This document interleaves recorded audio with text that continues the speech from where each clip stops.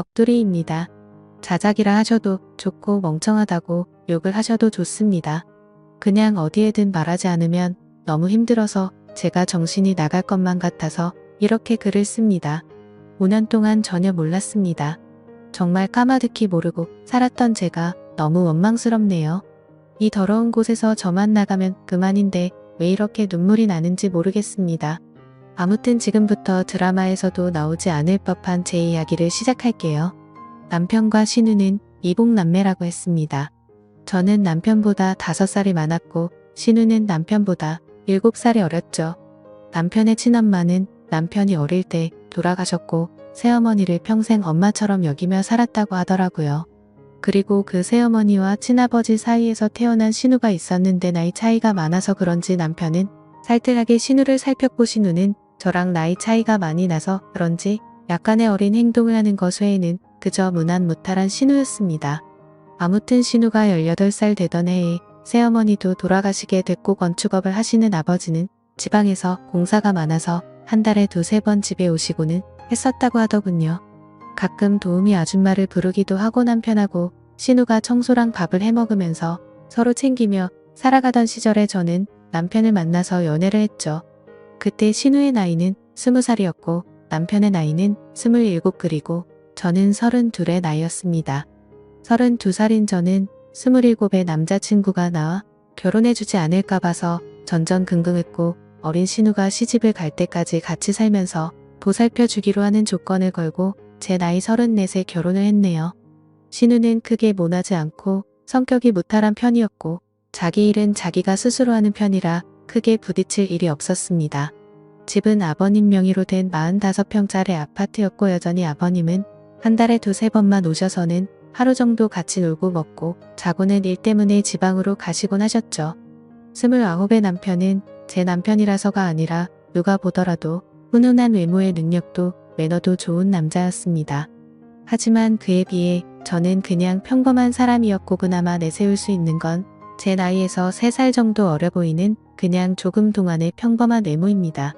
그래서 그런지 잘난 남편이 불안해서 남편과 연애를 하던 시절부터 항상 외모에 신경을 쓰고 살았고 집안 일도 사회생활도 모든 면에서 부족함 없이 완벽한 아내가 되기 위해 무던히도 노력해왔죠.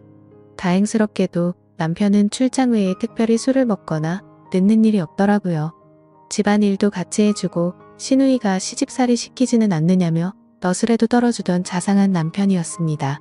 사실 연애할 때 뜻하지 않게 임신이 되어 아이를 낳고자 했지만 그때 결혼할 수 있는 상황이 아니었기에 남편은 평생 동안 꼭 책임져 준다고 약속을 하고 아이를 지웠어요. 물론 그때는 너무 큰 상처였지만 결국에는 약속대로 결혼도 하고 저를 책임져 주었으니 더 이상은 상처가 아니라고 생각했습니다. 그런데 불행하게도 결혼 이후 아이를 갖기 위해 무던히 노력했는데 뜻처럼 아이가 생기지 않더라고요. 정말 의도치 않았을 때는 한 번에 임신이 되더니 아무리 노력해도 임신이 되질 않더군요. 그리고 아이를 한번 가져봤었기에 당연히 신체적인 문제는 없다고 생각을 했고 불임 검사는 하지 않았습니다. 정말 아이 하나만 내 곁으로 와주면 더 이상 바랄 게 없는 그런 완벽한 결혼 생활이었죠. 남편은 신우를 살뜰히 챙겼지만 내 눈에 이상해 보이지 않을 정도였고 정말 단 한 번도 신우와 남편의 사이를 이상하다고 생각해 본 적조차 없었습니다. 그러던 어느 날이었죠.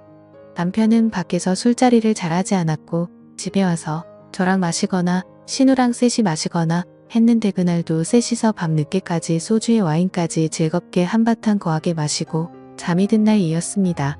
다른 날과 별다를 바 없는 날이었고 신우의 이부자리를 펴주고 잠든 남편을 보고서 잠이 들었습니다.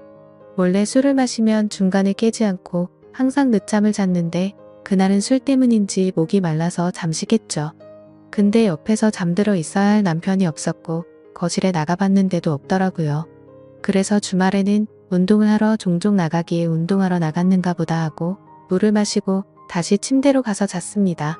근데 속이 좋지 않아서 한참 잠이 오지 않아 뒤척이던 도중에 아가씨 방에서 문이 열리는 소리가 나더군요. 그러더니 곧 이어서 현관에서 신발 소리가 들리더니 현관문이 열리는 소리가 나더라고요. 아가씨가 밖에 나가는가 보다 했는데 남편 소리가 들리는 것이었습니다. 마치 지금 막 들어온 것처럼 말이죠. 하지만 뭔가 순서가 잘못된 것 같아서 이상했습니다. 밖에서 들어오는 거면 현관문이 열리고 신발 소리가 들려야 맞는 건 대신 발소리가 들리고 현관문 소리가 들렸는데 밖으로 나간 사람은 없었죠. 그래서 그날부터 이상한 생각을 지울 수가 없었습니다. 남편은 방으로 들어오더니 밖에 운동을 하러 나갔다 왔다고 말을 했고 저는 제 스스로 잘못 들은 건데 왜 이렇게 예민하나 싶어서 별 생각을 다 했네요. 아무튼 그날 이후로도 별다른 생각 없이 평범하게 지내고 있었고 남편이 출장을 간다던 날 아가씨도 때마침 친구들과 여행을 간다고 하더라고요. 그래서 저도 오랜만에 혼자 있는 시간을 만끽하며 휴식을 즐기고 있었습니다. 그런데 그때 때마침 친구에게서 전화가 왔죠. 이태원에서 저와 제 남편을 봤다면서 저를 따라오다가 사람들이 붐벼서 놓쳤다며 지금 어디로 갔냐고 하더군요. 그래서 나는 집에 있고 남편은 출장을 갔다고 말을 해줬습니다. 하지만 나중에 알고 보니 그때 그 당시 남편은 이태원에 있었던 게 맞았고 친구는 남편 옆에 있는 여자를 당연히 저라고 생각을 했었던 거죠. 왜냐하면 시누이도 나와 같은 갈색 머리에 긴 생머리였고 체형도 비슷했으니깐요. 며칠 뒤 남편이 출장이 끝나고 돌아오는 날이었습니다. 저는 아버지께서 입원했다는 소식에 남편에게 전화를 걸어 병원에 가 있어야겠다고 말을 했고 남편은 집에 들렀다가 곧바로 병원으로 온다고 해서 저는 서둘러서 병원으로 갔습니다. 걱정과 달리 다행히도 아버지는 아주 가벼운 부상을 당한 거였고 어머니가 유난을 떠신 거라서 대충 수습을 하고 집으로 돌아갔죠. 남편은 아직까지 집으로 돌아오지 않은 상태였었고 드레스룸에서 옷을 내려놓고 있는데 남편이 들어오는 소리가 들리더라고요. 저는 순간적으로 반가운 마음에 깜짝 놀래켜주고 싶었죠. 그래서 드레스룸 불을 끄고 남편이 거실로 오길 기다렸는데 소리를 들어보니 남편 혼자가 아니더라고요. 순간적으로 저는 옷장으로 몸을 숨기게 되었고 남편은 집안 곳곳 방을 하나하나 열어보며 제가 없음을 확인하는 것 같더라고요. 그러더니 소파에 앉는 소리가 들렸고 두 사람의 대화 소리가 들리는데 정말이지 저는 악몽을 꾸는 것 같았습니다. 이태원의 그 맛집은 과대평가가 됐다면서 이번에 갔던 여행은 너무 즐겁긴 했는데 혹시나 언니가 의심하진 않을까? 이런 소리가 들리더라고요. 그러자 남편은 그 여자 미련해서 모른다면서 무슨 일 생기면 자신이 다 책임질 테니 걱정 말라고 하더군요. 너무 억울하고 화가 나서 눈물이 났고 도저히 참을 수 없는 분노의 이성의 끈을 놓아버린 저는 문을 열고 거실로 나갔습니다. 그러자 남편과 신우는 깜짝 놀라서 저를 쳐다보는데 정말 짐승이 따로 없는 것 같았습니다. 저는 남편의 멱살을 잡고 어떻게 된 거냐고 소리를 질러댔고 저를 뿌리치더니 그 둘은 아무 말 없이 집을 나가더군요. 그날 이후로 이틀 동안 그 둘은 돌아오지 않았고 제 연락도 받지를 않았습니다. 그래서 저는 이틀 동안 연차를 쓰고 집에만 있다가 3일째 되는 날 출근을 했죠. 그리고 퇴근하고 집에 돌아와 보니 제가 출근한 건 어찌 알았는지 집에 다녀간 흔적들이 보였습니다. 그렇게 남편을 기다린 지 5일 만에 남편이 집으로 들어와서 얘기를 하자며 들어오더라고요. 저는 그 기간 동안 마음을 좀 추스린 상태였고 차분히 대화를 하자고 하니 남편은 입을 열었습니다. 신우는 아무 잘못이 없고 지금 벌어진 모든 일은 다 자기 잘못이라고 하네요.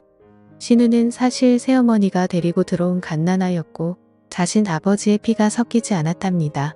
새어머니를 받아들이지 못하는 할머니 때문에 애를 낳았다고 아버지가 거짓말을 한 것이었대요.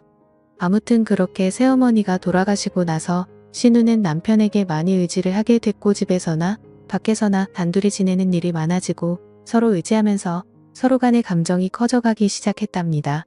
그때 서로의 마음을 알게 됐을 때가 신우가 대학생이었고 남편은 군대를 전역했을 때였다고 하더라고요.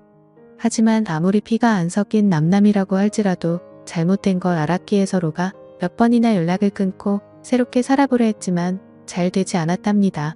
그냥 서로가 가족, 연인, 그 이상의 감정이라 더 이상은 끊어낼 수가 없다는 사실을 깨달았다고 하더군요. 저랑 연애하는 기간에는 물론이고 결혼하고 나서도 두 사람은 저를 속여왔다고 다 털어놓았습니다. 신우가 간혹 생겼다던 남친도 다 거짓말이었고 단지 제 눈을 피하기 위한 일종의 작전이었던 거죠. 신우의 철없는 행동으로 혹시나 내 의심을 살까봐 남편이 그동안 케어한 것까지 전부 말을 하더군요. 그리고 남편은 혹시나 하는 마음에 정관수술까지 했답니다. 제가 아이를 가지면 신우가 질투에 눈이 멀어서 무슨 일이 벌어질까봐 그랬답니다.